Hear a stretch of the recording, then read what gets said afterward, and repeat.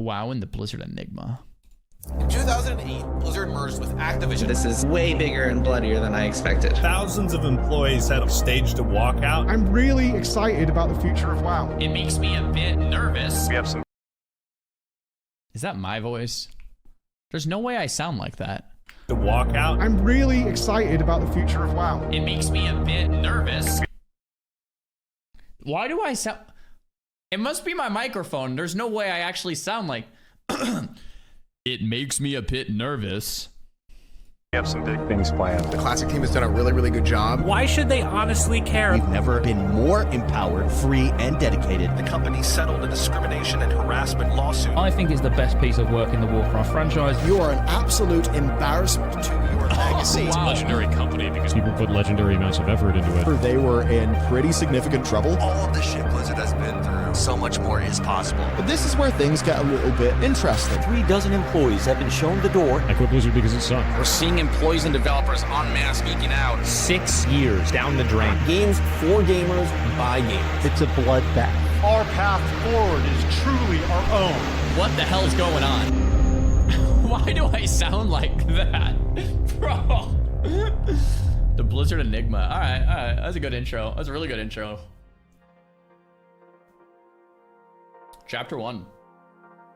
2023. Blizzard have had a pretty good year. Despite some turbulent months for Diablo 4 and Overwatch, WoW's trajectory has been on the rise.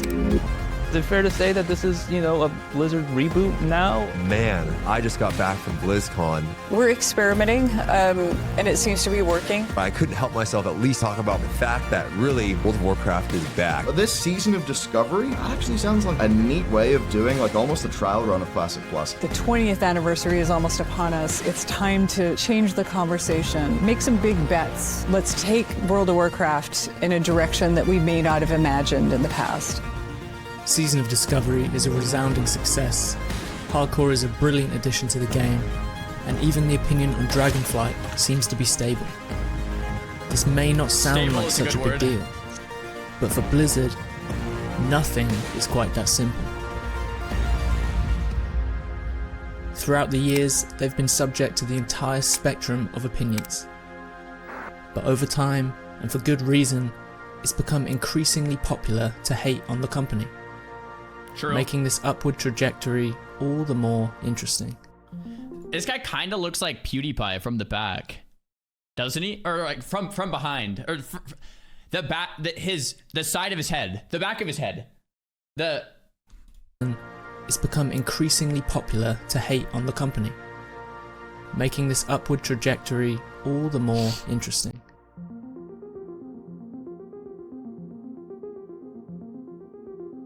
So why is this happening now? To understand, we're gonna have to go back.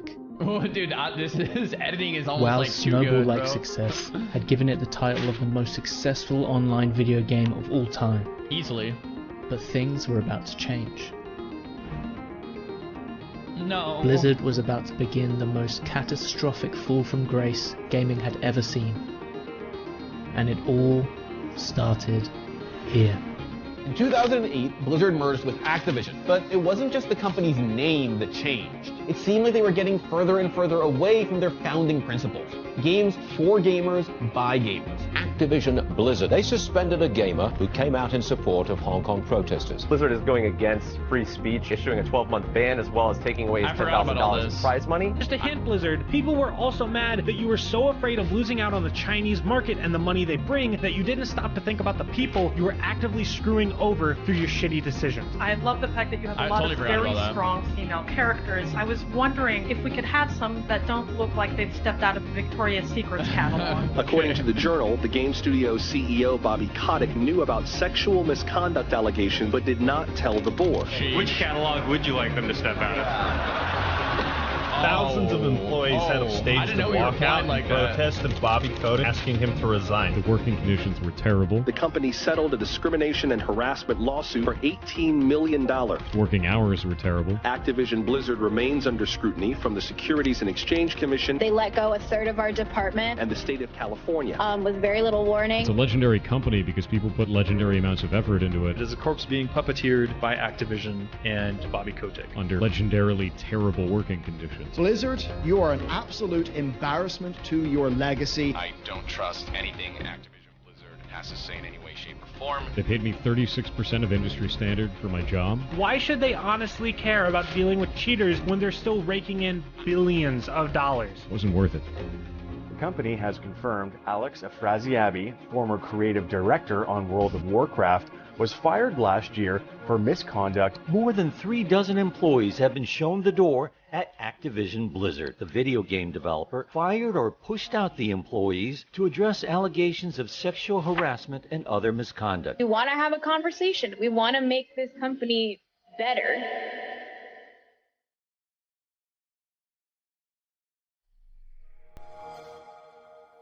This is some big news that's coming out right now. It's an interesting time to watch this video because that was a lot of stuff from 2008 to I guess the decade after, and I'm not saying Blizzard's perfect, but I am, as a Blizzard fan, playing their games since day one, this past year has been a lot better. Let me just say that this past year has been a lot better.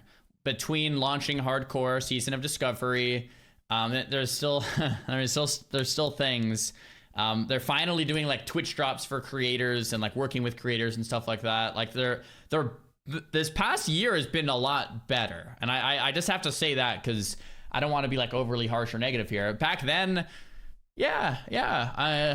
we weren't getting a lot of those same things. Now, Microsoft is going to be buying Activision Blizzard. Bro, this shit shot way up. That's because the deal got announced. Oh my god, Microsoft bought Blizzard. Oh my fucking god. Bobby Kotick is gone from Activision Blizzard. That's right, you heard me correctly. He and the rest of the board have agreed to give up their positions in the company as part of the closure. We're seeing employees and developers en masse speaking out about negative experiences they've had with Bobby Kotick. It does seem that Blizzard employees would rather be under the yoke of Microsoft and Phil Spencer. Part of what makes this such an exciting time for Blizzard is that we've never been more empowered, free, and dedicated than the wildland of Bobby Kotick. To holding true to what makes Blizzard unique than we are today. So much more is possible. This is the start of a new era.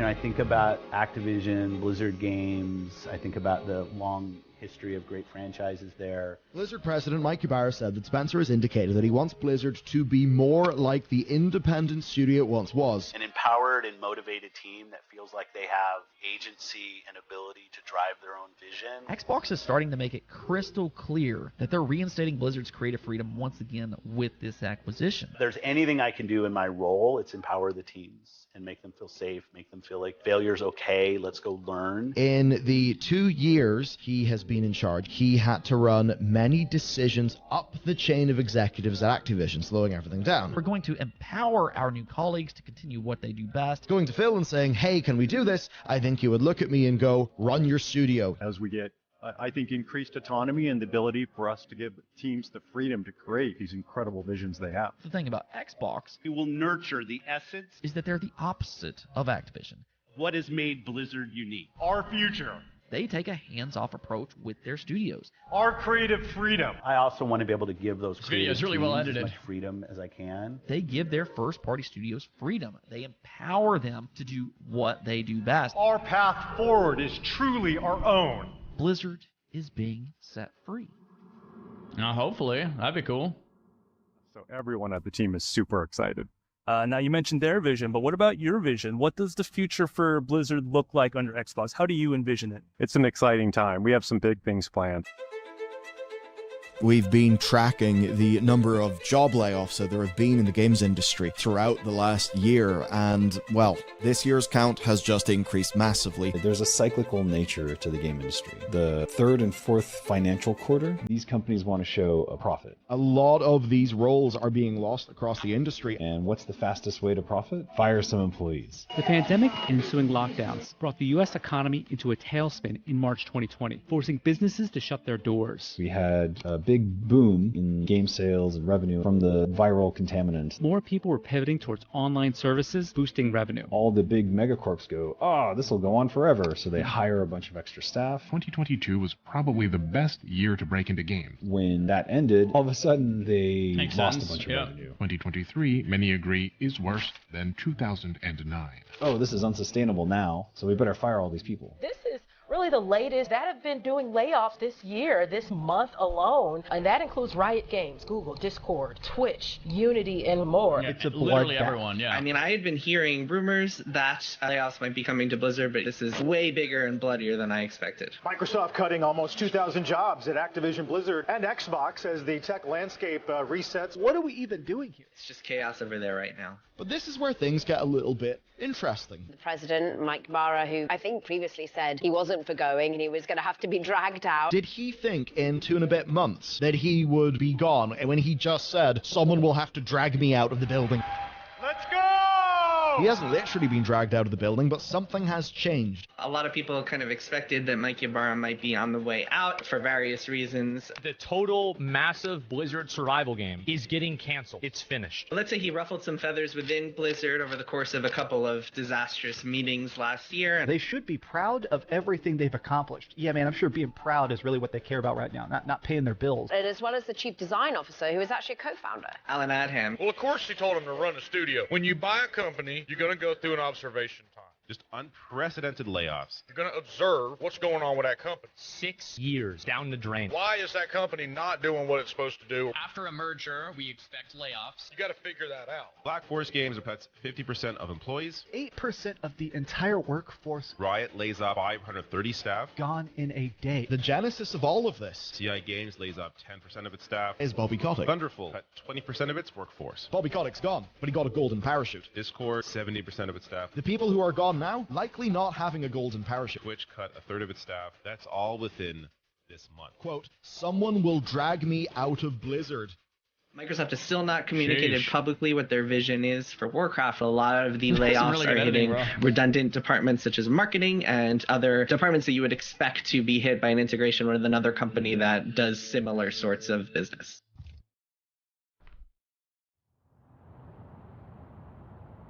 I have so much to say, but I almost just... Yeah, I'm just going to let... It's 3 minutes. We have 3 minutes. We'll let it play out. We'll see what he has to say first. Amongst the mass hysteria and confusion surrounding Blizzard, it's easy to forget why we play these games in the first place. We may never escape the Bobby Koticks of the industry, and we should keep holding them accountable. But Blizzard is also made up of thousands of employees who just want to make good games. And maybe, finally, someone's going to let them. Hopefully. I know a lot of World of Warcraft fans are excited to see World of Warcraft get back to where it needs to be. I mean, Josh is crushing The Classic team has done a really, really good job. And I said this earlier, this is like the first time I've felt like positively about Blizzard as a company in like 15 years. I think it's safe to say that Season of Discovery has been met with more positivity than anybody could have expected. Giga Chad watching Kuzu.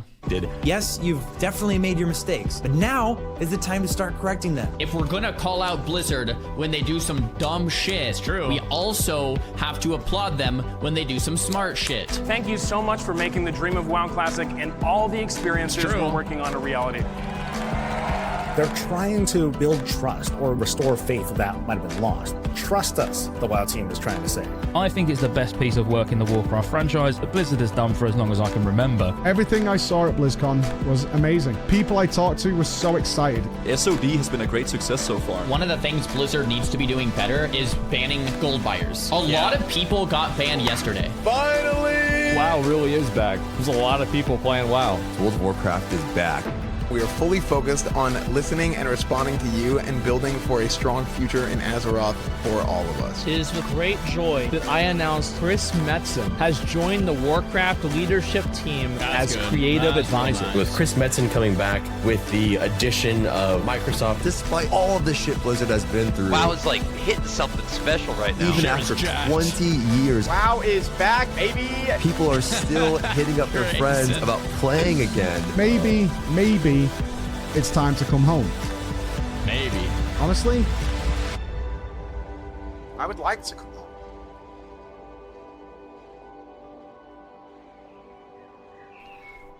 All right, the first thing I have to say is this Taku guy is a fantastic editor. That editing on that video was just excellent, man. Like, that's why everyone was saying skip this video because it has like 1,000 views. I'm like, no, dude, this guy makes some sick WoW content, man. This guy makes some sick WoW content. I enjoyed that. Okay, the first thing that I have to say about this is I feel like the conversation is just never had in the macro of video games and how they progress generationally. Okay? What I mean by that is music is exciting generationally, right? You have classic rock, and then after a while you have, you know, hip hop, then after a while you might have like a country surge. Names are generational, right? Where common names come into play and then out of play, then into play, then out of play. With fashion, it's very cyclical with the types of fashion, right? So you see this in a lot of different industries. And I've said this for a very long time. I don't think games are any different than a lot of these other things. Gaming as a whole, in terms of the genres, are generational, right? What that means is when we were kids in the 90s and the internet was starting to boom in the early 2000s, a lot of us were attracted to MMO style games, right? You had things like RuneScape and World of Warcraft and EverQuest and whatever, right? And you had people like us willing to put the time in. Now, we were all 12, 14, 16, whatever, 18 maybe. The reality of the situation is we all grew up. A lot of us have jobs, wives, real life responsibilities now, right? We have less disposable time and more disposable income, which was the gold discussion we were just talking about, than before, right? We have way less disposable time. So the games that were appealing as a kid to that same exact audience, sometimes just you have different time constraints on your day now, right? So what am I trying to say? What I'm trying to say is no matter what Blizzard did over these last 20 years, there's going to be a shift in the landscape based on these generational changes that we see, right? And I feel like no one has this discussion. Like, no matter what decisions you're making, eventually the MMO genre is not going to be as popular due to the generation that grew up playing them is now older, period, right? They have less time. So now Blizzard has a problem on their hands. They have half this player base that is like, I don't have time for your game anymore. And Blizzard's like, okay, well, I can fix that. Let me make the game easier to play then. Then you have like retail, like you have Dragonflight, where it's like, okay, well, I can fix that. 60 boosts. Here you go. Now you have more disposable income. We'll take that from you, and we'll give you your time back by allowing you to 60 boost. And a lot of the OG players are shaking their head like, oh, this is terrible. And now the game I was playing as a kid sucks. And it's like, well, both groups are kind of not wrong here. Like, the game should probably have never had the 60 boost in the first place, but at the same time, people were asking for routes to respect their time more because they're not children anymore, right? So to wrap this discussion back around, I feel like the conversation about the course of genres as a generational phenomenon is never had. It's just, oh, these decisions for this and this and this reason versus, okay, this was working then. Blizzard made changes to try to adapt to what people are wanting and feeling now. And that's caused some headache for them, right? Because you have this split of the community. Does that make sense, chat? Sorry, I haven't really, I was just ranting there for like, does that make sense? 100% agree. Why do you look younger? So true. Just don't sleep. That's why there's multiple games. Retail's in the dumpster. Telltale Studios. I blacked out. Well put. No, there were adults that played games like us back then. Generations have changed. Everyone wants everything instantly. The older generations weren't like that. I think that's one of the reasons why like new game studios are really afraid of MMOs in general, right? They're very expensive. They take a long time to make, and then you're trying to appeal to this like boomer audience that may or may not like the game. Whereas like a game that you can spin up a lot quicker with just like a load in screen, you just press play, it's going to attract a lot of young kids, right? You're right. My old guildmates and IRL friends left. Here's a mental experiment for you guys. If Blizzard, for a lot of you guys that like, this is maybe like the wrong audience to ask though. Like I want to ask the audience who isn't playing WoW anymore, what would make them come back to play WoW as much as they did when they were a kid? Right? And the real answer, I believe, for a lot of them is nothing, because they're not children anymore. Nothing is the answer, right? Nothing. More free time, not having a family, not having a full-time job, right? Nothing is the answer. The problem is Blizzard's trying to cater to that audience where nothing is going to bring them back because they've just moved on with life. And hey, good for them, right? I guess. But Blizzard's trying to cater to them with things like they do advertisements like, hey, 60 boost, look, you can just jump right in and play like the good old days, and it kind of works. But then it's kind of burning the other end of the game for the people that actually still really enjoy playing their game. So now they've kind of lit the fuse on both ends, so to speak, and we're kind of left in the middle here, and it's fizzling on either side of us, right? Yeah. I tried to get my 9-year-old into Sonic with me. He got bored and wanted to play Fortnite. It makes me, yeah, it sounds about right, dude. Yep. Makes leveling hours worthless if you can just buy it. Well, right. That's kind of the point, right? If you're trying to make an audience happy that's not going to play your game anyway, then you're going to make the rest of your audience upset that is playing your game still. And you're trying to satisfy both ends. We love Fortnite. Yeah, I don't know about it. Maybe. Maybe. Do you think there'll be a hardcore self-found Makara tournament? I hope so. I think it hinges on the success of self-found as a game mode, because whoever's fronting the amount of money probably wants to see that the game mode is popular enough for that investment to make a lot of sense. And if the game mode kind of flops, then people probably won't want to invest time and money into it. Right? That would be my guess. Fifey, thanks for the Twitch Prime. Thanks for the good content. Thanks for watching. George, or Jorge, thanks for the tier 1 sub. Vanity, thanks for the tier 1. Pink, Megan, thank you for the Twitch Prime. Nino, Bambino, thanks for the Prime. If I missed your Prime sub or your tier 1s, thank you very much, guys. I appreciate all of you. We are mid-video. Oh, Taku's in the chat. Much love. Thanks for watching, Taku. I'm not going to lie to you, man. I really enjoyed the video. Fantastic editing. Yo, if you guys enjoyed the video, Taku's in the chat. Go give him a follow. Go give him some love. Maybe post a W or something, because that video was... That was really well done, man. That was really well done, dude.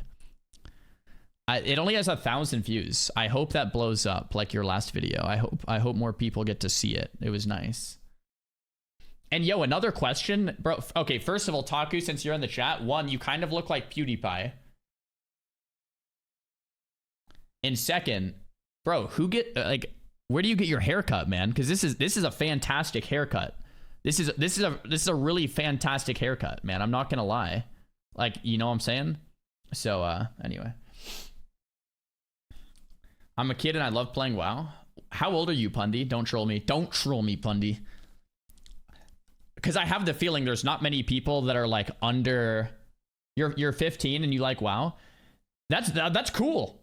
I think you're the minority, right? I think you're the minority. If you're 15 years old and you really enjoy WoW, you're probably like the type of kid that has, for some reason, some sense of delayed gratification and like is excited about that. What type of WoW do you play, Gundy? Or Bundy rather? What type of WoW do you play, Bundy? If you're 15 years old. Do you play COD or do you play retail? Jagger, thanks for the prime. Non-TikTok addict? Yeah, true. TikTok brain, man, happens. You play COD and retail. Okay. Yeah, those are the two I would have guessed. Did your parents get you into it? Yeah, that's a good question. We're just interrogating this 15-year-old like, wait, why are you playing this game instead of Fortnite and Roblox and Minecraft? Oh, man. I'm 17 and I've never met someone around my age. Played retail, Shadowlands, and now COD. Yeah. I mean, that makes sense. If you're a teenager playing WoW, you probably know yourself that you're playing with a bunch of 30-year-old men, right? You probably know yourself that there's not many peers at school that play, because when you go to school and you're like, hey guys, you want to play World of Warcraft with me? They all look at you like a boomer, right? Back when I was in school, like everyone played either WoW or Call of Duty. It was like, or Halo, right? It was like one of the three. Or you just didn't play any video games at all. I guess there was like a fourth option. You were like you focused on like grades or something, or like you were a jock or whatever. But like for the most part, you played one of those three, right? Or Counter-Strike. Yeah, sure. I didn't know too many people. In my friend group, it was either WoW, Halo, or Call of Duty. I feel like I didn't know too many Counter-Strike Andes. Maybe they never left their basements. I don't know. I'm not too sure. I'm trying to think. Was there another game too? I guess there was like Dota, and then there was StarCraft. Yeah. CS was bigger in Europe back in that time. Oh yeah, maybe that was true. Maybe that is true. I don't know. He's not saying RuneScape. RuneScape was very popular, but that was even before. Like, when was Yeah, that was like 2000. When did RuneScape come out? 2001? Is that 2001? Something like that? 2002? 2000. I think in 2001 is what I remember. Something like that. Because I played RuneScape, dude. I got so many people addicted to RuneScape. And then I ended up quitting for WoW. I remember my cousin, I would see him, my cousin Andy, if you're in the chat, probably not. I'd see him like once a year, because I'd see him like every Christmas or like summer vacation or something, like one or the other. And like one summer, I got him addicted to RuneScape. And like, I was like, dude, this game is the best. It is so much fun. You can get freaking full like rune skimmy, bro, man. Like Dragon Helm, like you gotta hop on. Like this is so fun. So like the next year, I got him super addicted. He was playing like every single day. And the next year I see him and he's like, bro, I got 99 wood cutting and I made a million GP and I bought myself some dragon armor and everything. And I'm like, bro, I threw out my Abyssal Whip a long time ago. I'm on WoW now. And like, dude, the look in his eyes, man, I'll never forget it. He's like, dude, you left me? I just sunk a year of my life into this. Like, what's going on? Yeah, I betrayed him hella hard. I didn't think about it like that. And then, so Andy eventually, I got him into WoW too. I was a great influence on Andy, man. I got him into WoW eventually. He took like 2 years to join us. All right. He took like 2 years. I don't know what he was doing in RuneScape. Probably trying to kill noobs in the wildy with his poison dragon dagger or something. I don't know, but eventually he came to WoW and he played for over a decade or maybe longer than that. But now Andy is he has a job, he has 2 kids. No more time for that. Sag. All right, well, anyway, that was a really good watch. I'm happy we watched that. Let's give that more thumbs up.